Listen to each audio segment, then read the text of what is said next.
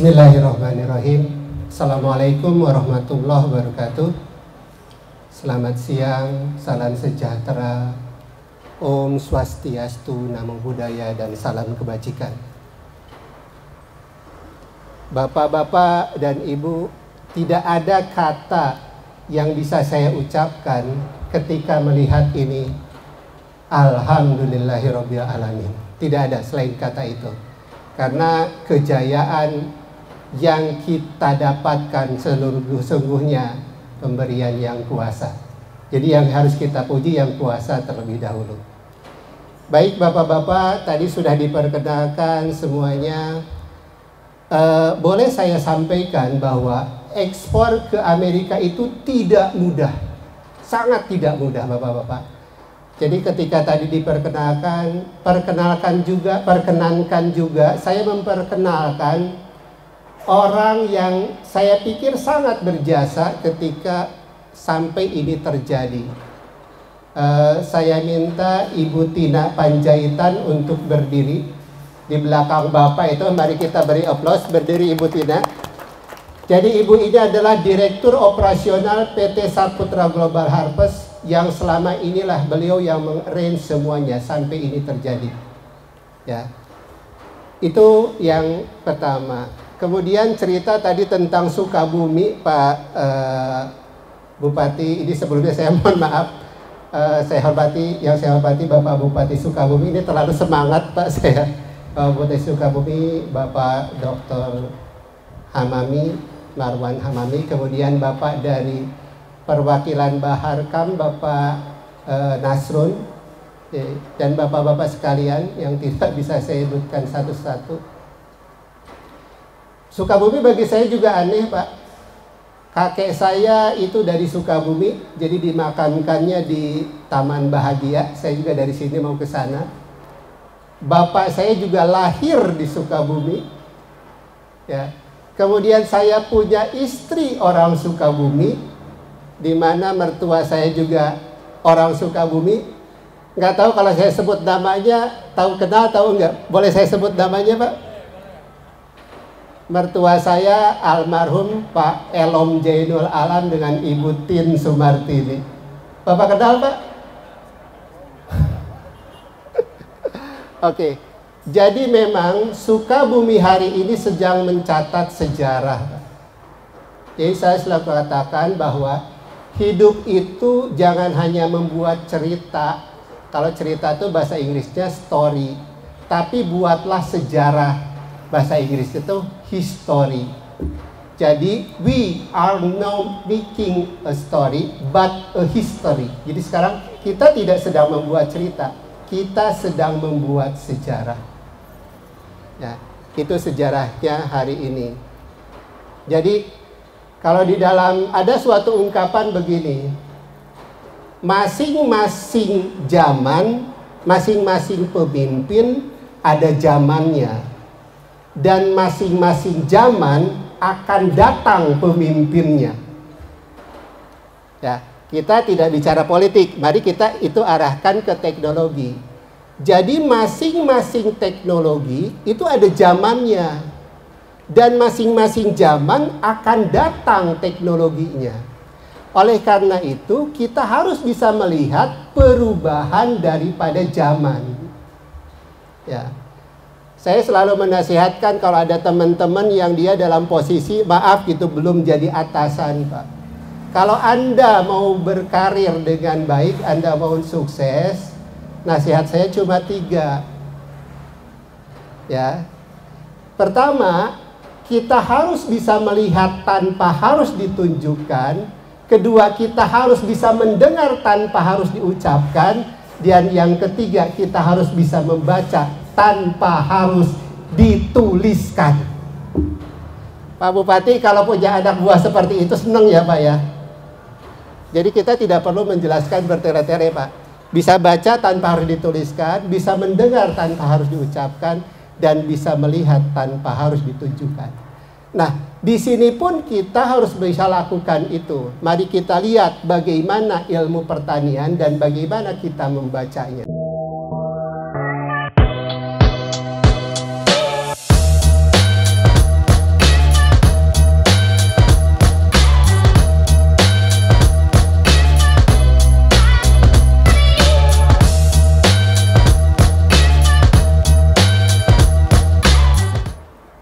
Baik. Jadi, ini saya langsung saja katakan, dan ini sudah tidak lagi terbantahkan, bahwa dunia pertanian hari ini sedang melakukan kesalahan sistematis, Bapak-bapak. Nggak tanggung-tanggung, Pak. Kesalahannya itu sistematis. Artinya, secara sistem, secara teknologi, dia salah. Akibat dari kesalahan itu mengakibatkan rusaknya lahan pertanian di seluruh dunia. Tidak hanya di Indonesia. Mau cerita di Amerika, di Eropa, dimanapun itu lahan pertanian sudah rusak hari ini. Artinya, itu memang salah. Di mana sih letak kesalahannya? Itu yang menjadi pertanyaan. Jadi gini Bapak-bapak. Kesalahannya adalah kita tidak seimbang dalam memberikan pupuk. Oke, saya contohkan seperti ini. Kalau saya panen jeruk, artinya saya ambil buah jeruk itu dari tanah, dari kebun, maka sesungguhnya saya sudah mengambil 26 unsur yang ada di dalam tanah. Jadi 26 unsur itu kita ambil Bapak-bapak. Kita bawa ke pasar. Artinya dia hilang dari tanah. Pertanyaannya sekarang, berapa unsur yang kita kembalikan kepada tanah? Umumnya hanya 3 unsur dalam bentuk pupuk N, P, dan K. Artinya secara sederhana ada 23 unsur yang terus-menerus hilang dari tanah selama puluhan tahun. Ya, itulah yang mengakibatkan rusaknya lahan pertanian di seluruh dunia hari ini. Oleh karena itu, hampir tidak ada produk pertanian yang dia terus-menerus ada di suatu daerah dengan stabil. Kita dulu pernah mendengar adanya jeruk Garut, sekarang sudah susah. Kita dulu pernah mendengar adanya apel Malang, sekarang udah susah. Karena apa? Ketika lahan sudah semakin rusak, maka tanaman akan mengalami kekurangan gizi dan mudah kena penyakit. Disitulah kehancuran mulai tiba. Oke, berarti kita paham hari ini bahwa pupuk yang kita berikan hari ini adalah belum tepatlah bahasanya. Oke, bagaimana caranya udah tepat? Untuk tepat, kita tahu nih ini sekarang salah. Jadi kalau kita mau jujur, harusnya ketika yang kita ambil dari tanah berupa tanaman, harusnya yang kita berikan kepada tanah pun berupa tanaman, walau dalam bentuk yang berbeda. Dengan kata lain, harusnya pupuk yang kita sebar ke tanah itu kandungannya sama dengan kandungan tanaman. Supaya apa yang kita ambil dari tanah juga itu apa yang kita berikan kepada tanah. Sehingga yang terjadi adalah keseimbangan. Oke, Pak Saputra, kan sudah banyak pupuk yang berasal dari tanaman. Oke, saya sebut saja satu nama, kompos. Kita harus akui kompos berasal dari kotoran ternak. Saya sebut saja kotoran sapi. Ya. Dan itu harus diakui, pupuk itu sangat baik untuk seluruh tanaman dan dia sangat positif. Cuma masalahnya satu Bapak-bapak, bahan bakunya itu terbatas. Kalau kita hanya punya 1 hektar bisa, tapi kalau sudah jutaan hektar di dunia ini, mau dari mana kotoran sapinya? Yang kedua, proses pembuatannya itu butuh waktu 21 hari. Sehingga dia bisa jadi jalan keluar, tapi tidak untuk jalan keluar dunia hari ini. Ya. Oleh karena itu, kita harus mencari bahan lain yang dia berasal dari tanaman. Nah, tahun 2009, pada saat itu, saya mendapatkan suatu inspirasi bahwa bahan itu namanya batu bara. Ya, bahan itu namanya batu bara. Kenapa batu bara? Karena batu bara berasal dari tanaman. Dia itu adalah tanaman yang sudah menjadi fosil. ketika ketemu Dirjen Pertanian, saya ditanya, apa sih kelebihan batu bara? Ya, apa sih kelebihannya? Jadi bapak-bapak, coba kita bayangkan, kayu dari batu bara itu sebelum menjadi pupuk, dia katakanlah diameternya 2 meter. Sebelum menjadi batu bara. Kemudian dia dengan tekanan yang sangat tinggi di dalam perut bumi, dia kan jadi menciut. Jadi misalkan ukurannya 1 meter. Artinya konsentrasi dari unsur-unsur yang di batu bara itu sudah sangat padat, sudah sangat tinggi. Sehingga batu bara adalah sumber dari bahan baku pupuk yang sangat luar biasa karena unsurnya sudah terkonsentrasi di dalam batu bara itu. Nah, permasalahannya adalah batu bara itu tidak bisa langsung bapak-bapak untuk dijadikan pupuk. Perlu teknologi di situ. Oleh karena itu kan kenapa kita lihat daerah-daerah yang banyak batu bara umumnya tidak subur daerahnya atau gambut. Itu karena apa? Karena memang dia tidak bisa langsung dimanfaatkan sebagai pupuk. Perlu ada teknologi. Nah, teknologi inilah yang oleh Allah ya Pak ya, diberikan kepada saya caranya.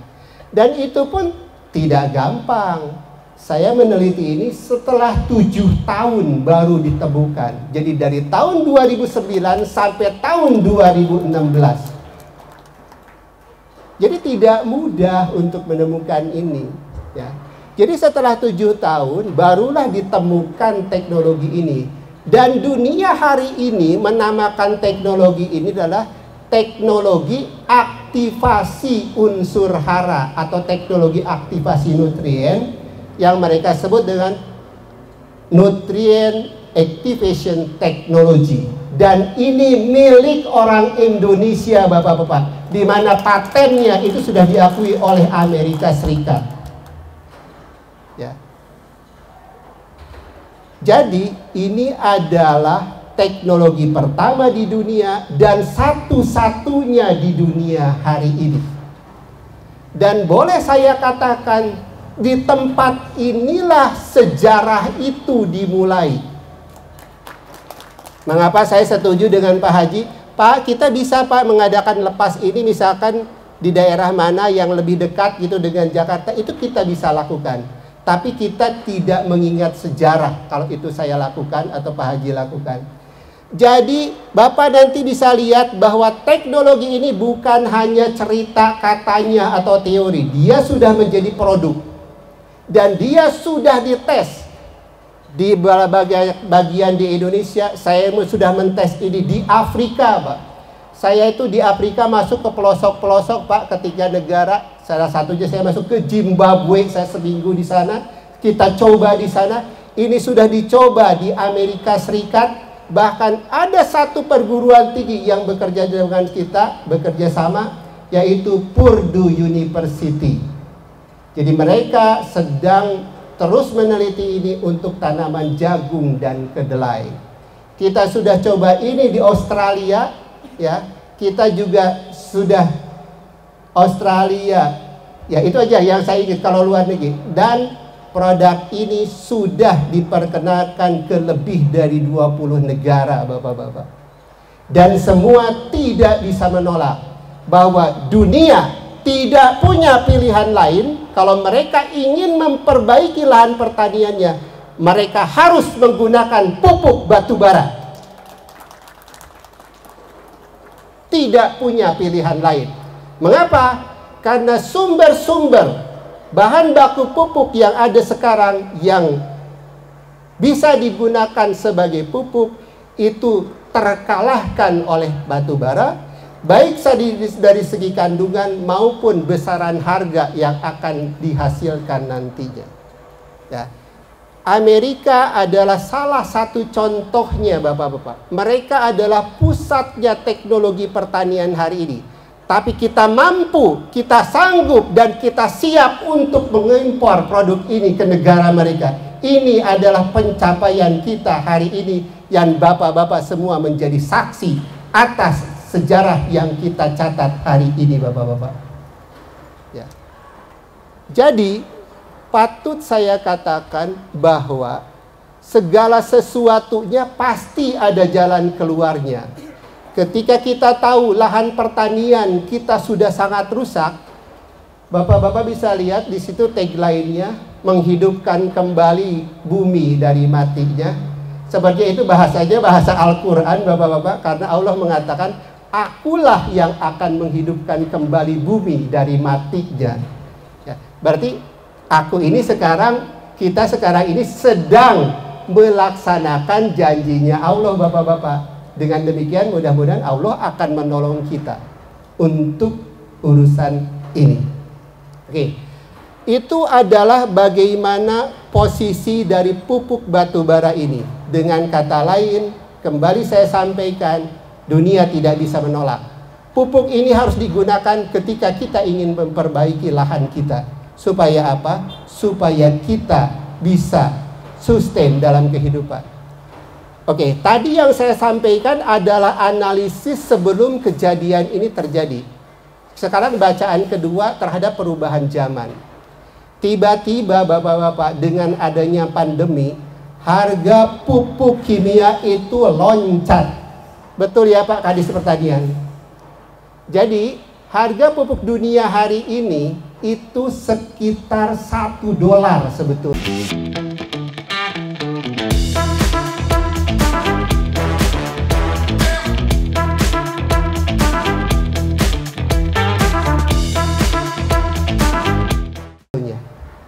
Ya. Mengapa bisa seperti itu? Saya juga tidak tahu mengapa ini terjadi, tapi ini pasti yang membuat yang kuasa. Jadi ada beberapa sebab yang saya tahu, yang belum tentu itu benar. Ya. Yang pertama adalah bahwa hari ini negara-negara yang menjadi sumber bahan baku itu sudah mulai menahan ekspor dari bahan baku pupuk itu sendiri. Yang saya baca dari berita, Cina itu sudah melarang adanya ekspor fosfat ke negara lain. Ya. Yang kedua, saya tahu sendiri kalau ini karena kita akan buat pabrik di Turki. Turki sudah melarang adanya ekspor pupuk ke negara lain. Ya. Padahal yang namanya sumber bahan baku pupuk itu tidak banyak. Dia hanya ada di Rusia, dia hanya ada di Maroko, daerah Turki dan Cina. Jadi oleh karena itu tidak aneh apabila makin ke sana pupuk itu makin sulit. Dan tidak juga heran apabila nanti Pak Bupati tiap tahun pusing Pak Bupati mendengar keluhan masyarakat terjadi kekurangan pupuk. Jadi masalahnya bukan terletak pada jalur distribusi, tapi pada barangnya yang tidak ada. Nah, itu yang pertama. Dan yang kedua, kita bisa lihat Bapak-bapak di berita sendiri. Kementan sudah menyatakan dengan tegas bahwa kebutuhan pupuk subsidi sebetulnya 24 juta ton. Tapi ternyata yang bisa dipenuhi hanya 9 juta ton. Artinya ada sekitar 15 juta ton yang kurang. Itu untuk subsidi. Jadi ya, kita kumpul hari ini tuh walaupun kita hanya sekecil ini, artinya tidak banyak. Ini pun karena kita ada urusan pandemi sehingga kita batasi ya. Kita memang sedikit orang hari ini, tapi sesungguhnya kita sedang merubah dunia hari ini. Ya, jadi yang kita berubah hari ini itu adalah dunia pertanian. Jangan bicara kita yang namanya kemandirian pangan, jangan bicara kecukupan pangan ketika pupuknya kurang. Saya pernah mengatakan bahwa ketika pasokan global tentang pupuk ini berkurang, maka pangan nantinya akan menjadi masalah bagi dunia. Dan hari ini kita sudah sampaikan kepada dunia bahwa jalan keluarnya sudah ada. itulah yang namanya pupuk batu bara. Demikian yang ingin saya sampaikan. Assalamualaikum warahmatullahi wabarakatuh.